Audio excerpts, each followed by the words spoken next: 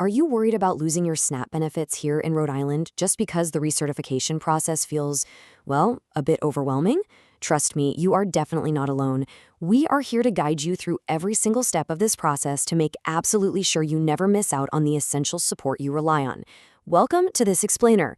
I am so thrilled you're joining us. My goal today is to cut through the confusion of the Rhode Island SNAP recertification process and give you clear, actionable steps to secure your benefits. Okay, let's dive right in. We're going to be talking a lot about the Rhode Island Department of Human Services, or DHS. They're the agency that handles your benefits. Now, dealing with government bureaucracy can feel like wandering through a total maze, especially when your monthly food budget is on the line. But you can consider this explainer your ultimate field guide to navigating the DHS system without losing your vital support. We're going to break down exactly what they expect from you, when they expect it, and how you can deliver it completely stress-free. Here is our quick roadmap for today's explainer. 1. SNAP basics. 2. Cybersecurity updates. 3. Required docs. 4. Submission steps. 5. Deadlines. And finally, 6. Some pro tips. We'll also cover a few frequently asked questions at the very end. All right, part 1. SNAP recertification basics.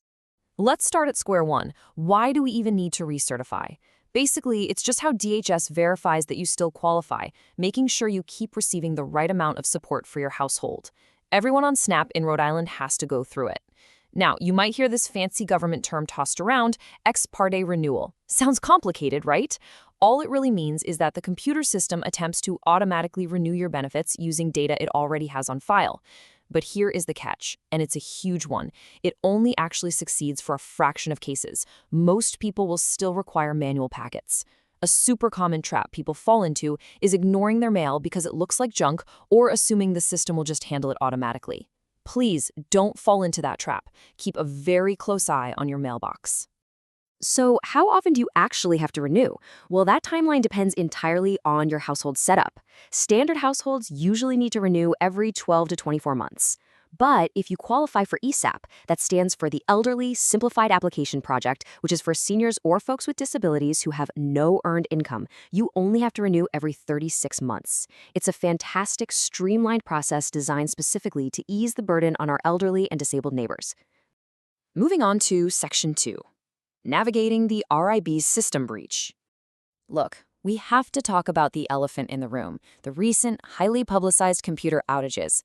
The recertification process might look a little wonky right now because of a major cybersecurity incident late last year involving the state's Riveridge's system. As Kimberly Marola-Brito, the RIDHS director, pointed out, DHS promptly transitioned to paper-based processing, and the customer portal is expected to relaunch in a phased approach.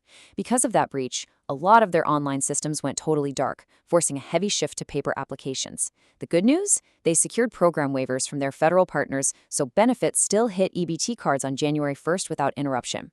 But this right here is exactly why understanding all your submission options, especially paper processing, is so critical while the online portal is slowly brought back to life. Let's look at Section 3, Gathering Required Documents. Listen, before you even glance at a form, you need to gather your paperwork. Doing this first will save you a massive headache later on. So what do you actually need? You absolutely must have proof of your identity and your Rhode Island residency. You'll need income verification, like pay stubs or recent tax returns, to prove you're under the income limits. You also have to provide social security numbers for everyone in your household. And here is a huge pro tip for you. If you are an ESEAP household, a senior or a person with a disability, gather every single one of your medical expense receipts. Reporting these ensures you get the full allowable deduction, which can seriously maximize your monthly benefit. Every dollar counts, so do not skip those medical receipts. Section 4. How to submit your application. All right, you've got your documents together. Now, how do you actually get your completed SNAP recertification form, also known as the SNAP 2 form, over to DHS?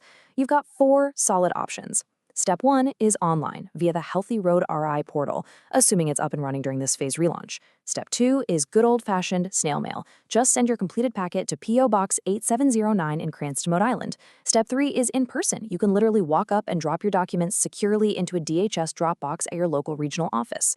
And Step 4 is fax. Yes, people absolutely still use fax machines, and it is highly effective for this. Just fax your documents straight to your local DHS office. Just pick the method that works best for you. The whole point is making sure it gets into their hands.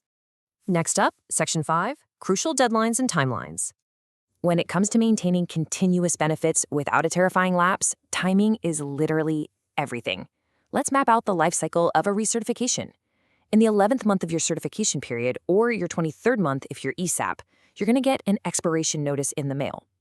By the end of your 12th month, that SNAP 2 form is due, and you've got to have your required interview completed. But hey, life happens, right? What if you miss the deadline?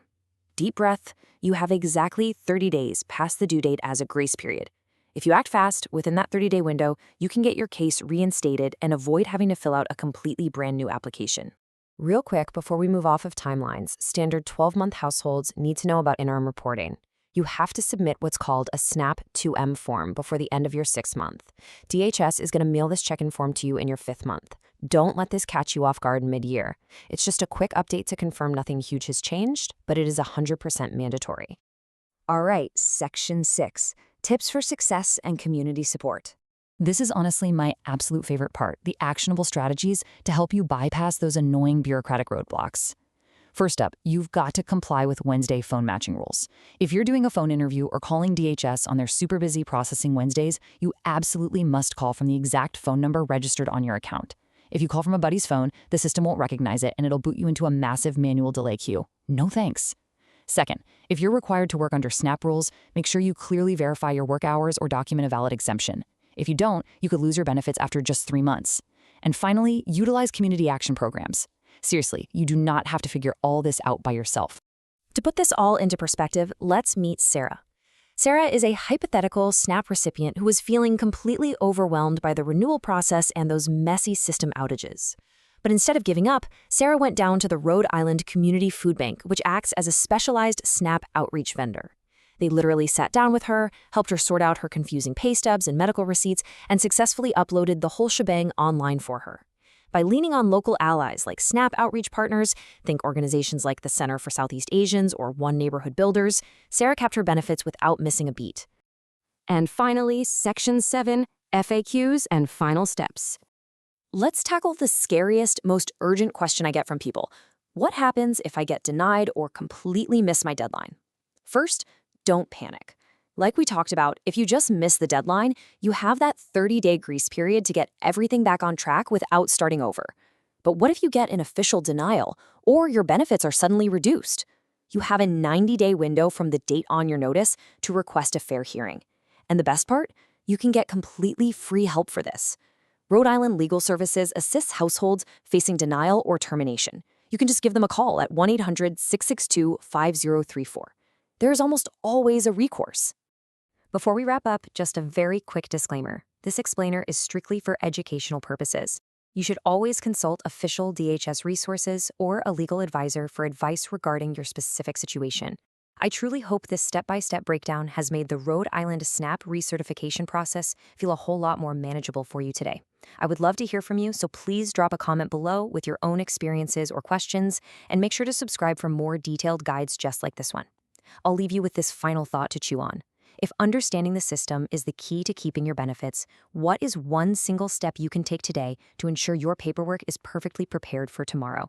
Thanks for learning with me, and I'll catch you in the next explainer.